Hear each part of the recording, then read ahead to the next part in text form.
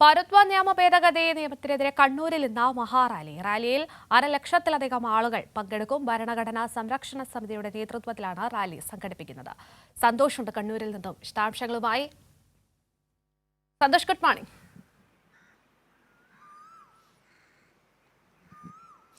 കീർത്തി, good morning.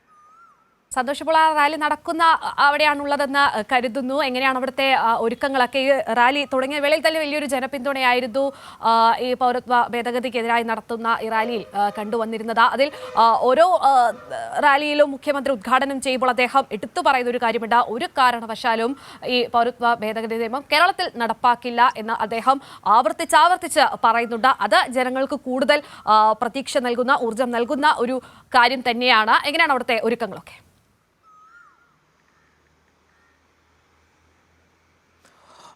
കീർത്തി, തീർച്ചയായും കണ്ണൂർ ഇതുവരെ കണ്ടിട്ടുള്ളതിൽ വെച്ച് ഏറ്റവും വലിയ ഒരു ജനസഞ്ചയം തന്നെ ഇന്ന് വൈകുന്നേരം നടക്കുന്ന ഈ പൗരത്വ നിയമത്തിനെതിരായ മഹാറാലിയിലേക്ക് ഒഴുകിയെത്തും എന്നുള്ള കാര്യത്തിൽ സംശയമില്ല.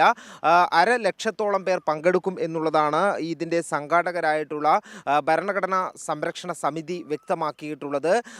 അതോടൊപ്പം തന്നെ വിവിധ സാംസ്കാരിക മതസംഘടനകളുടെ നേതാക്കളും ഈ മഹാറാലിയിൽ പങ്കെടുക്കും. മുഖ്യമന്ത്രി പിണറായി വിജയൻ വൈകുന്നേരം 7:30 ഈ മഹാറാലി ഉദ്ഘാടനം ചെയ്യുന്നത്. കണ്ണൂർ കലക്ട്രേറ്റ് മൈതാനിയിലാണ് മഹാറാലി സംഘടിപ്പിക്കുന്നത്. ഇതിൻ്റെ ഭാഗമായി തന്നെ ജില്ലയുടെ നാനാഭാഗങ്ങളിൽ നിന്നുമുള്ള ആളുകൾ മതേതരത്വം സംരക്ഷിക്കപ്പെടണം, അതോടൊപ്പം തന്നെ മതപരമായി ജനങ്ങളെ ഭിന്നിപ്പിക്കരുത് എന്നുള്ള ആശയം മുറുകെ പിടിക്കുന്ന ഏതാണ്ട് 10,000-കണക്കിന് ആളുകൾ ഈ വൈകുന്നേരം ഇവിടേക്ക് എത്തിച്ചേരും എന്നുള്ള കാര്യത്തിൽ സംശയമില്ല. മുഖ്യമന്ത്രി പിണറായി വിജയനോടൊപ്പം തന്നെ വിവിധ സംഘടനകളെ പ്രതിനിധീകരിച്ചുകൊണ്ടുള്ളവരും ഈ മഹാറാലിയിൽ സംസാരിക്കുകയും ചെയ്യും.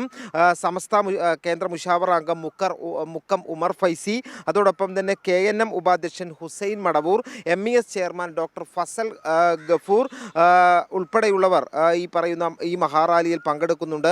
സിറാജിൻ്റെ MD N അലി മാസ്റ്റർ ഉൾപ്പെടെയുള്ളവർ ഈ മഹാറാലിയിൽ പങ്കെടുക്കുന്നുണ്ട്. അത്തരത്തിൽ വിവിധ സംഘടനകളുടെ നേതാക്കന്മാർ മഹാറാലിയിൽ പങ്കെടുത്ത് സംസാരിക്കുന്നുണ്ട്. ഇതിനാവശ്യമായിട്ടുള്ള ഒരുക്കങ്ങൾ ഈ സംഘാടകരായ ഭരണഘടനാ സംരക്ഷണ സമിതി ജില്ലാ കമ്മിറ്റിയുടെ നേതൃത്വത്തിൽ നേരത്തെ തന്നെ ആരംഭിച്ചിരുന്നു.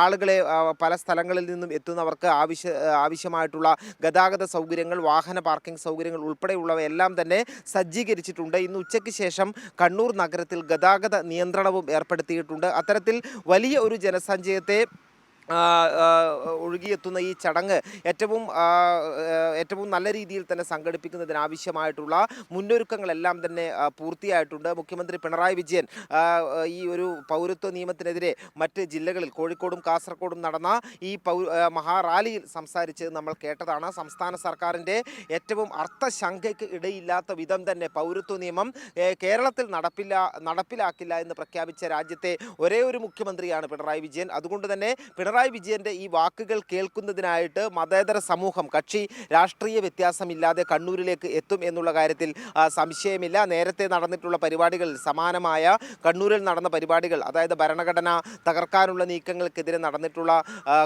ഈ മതേതരം സംരക്ഷിക്കുന്നതിൻ്റെ ഭാഗമായി നടന്നിട്ടുള്ള പരിപാടികളിലെല്ലാം തന്നെ വലിയ ജനപങ്കാളിത്തം ഉണ്ടായിട്ടുള്ള ഇടമാണ് കണ്ണൂർ ജില്ല. അതുകൊണ്ട് തന്നെ ഇന്ന് വൈകുന്നേരം നടക്കുന്ന ഈ ഒരു മഹാറാലിയിലും വലിയ ജനപങ്കാളിത്തം ഉണ്ടാകും എന്നുള്ള കാര്യത്തിൽ സംശയമില്ല. കീർത്തി, ശരി, സന്തോഷാണ് ആ വിവരങ്ങൾ.